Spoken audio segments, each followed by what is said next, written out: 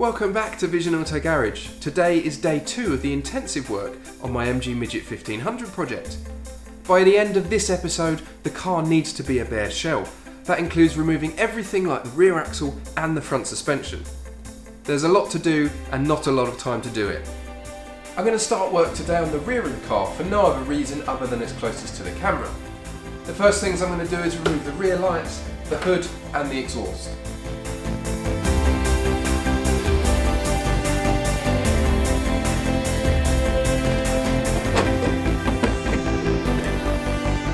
The rear lights are held in place by 3 strange pressed steel nuts. Using a 3/8 socket they're easy enough to remove, but putting a bit of pressure on the outside of the light helps loosen them up.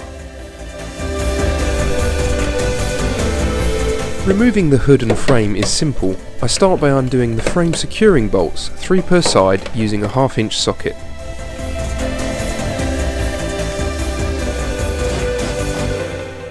Drilling out the pop rivets that secure the hood to the body through a piece of trim frees it up. If you can do this without bending the trim, you're doing better than me.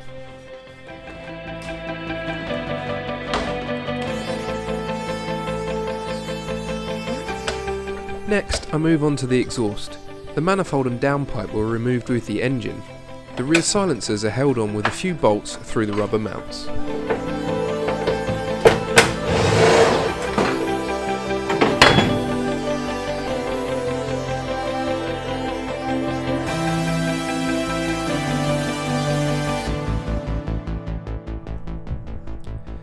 I work my way towards the front of the car, removing trim and parts like the seat belts, rear bulkhead, carpets and sound deadening.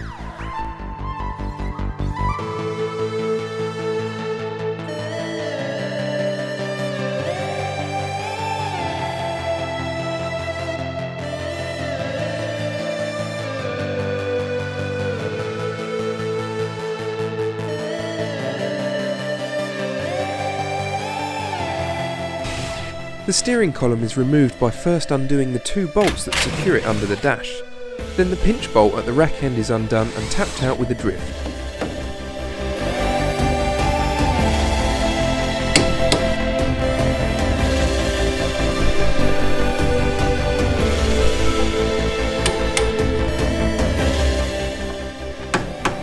Again, using a suitable drift, the column is persuaded off the rack splines and then withdrawn through the footwell. Next, the dashboard is removed by undoing the retaining screws, pulling it forward and releasing all of the wiring loom connections. If you're not familiar with the wiring, it's best to take the time to label and photograph them as you go.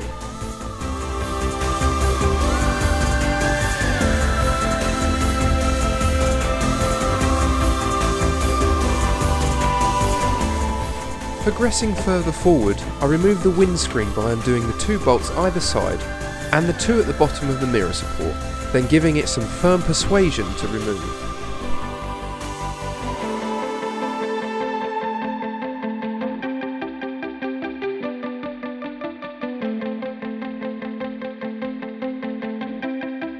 I'm making good progress stripping the car with the body and the interior almost completely stripped.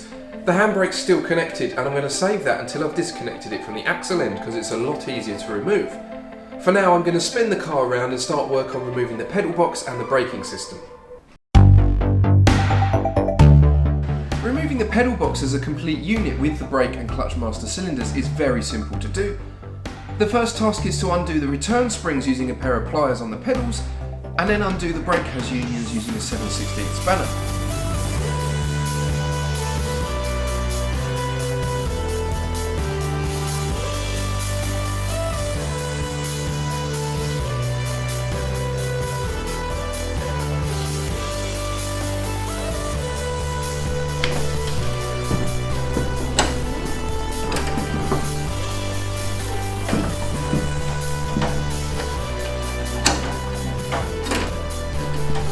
Starting on the front suspension, I separate the steering track rod end using a ball joint splitter, then the anti-roll bar drop link and the kingpin top trunnion before pivoting the hub assembly down. There are much safer ways to remove a coil spring. Don't do it like this.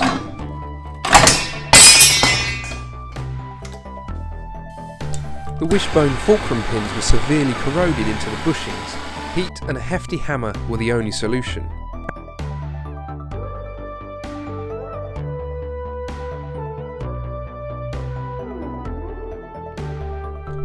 While the bushes were still burning, I removed the steering rack by undoing the 4 bracket bolts.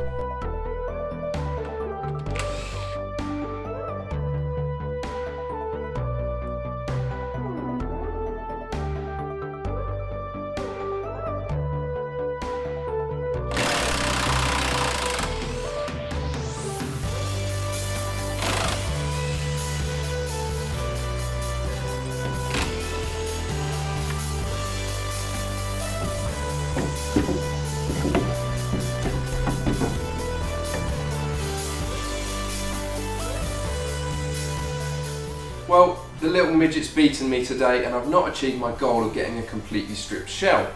The rear axle's been fighting with me for the last hour and I've just about had enough. Join me tomorrow when I'll achieve today's goal and get this shell completely stripped. Thanks for watching.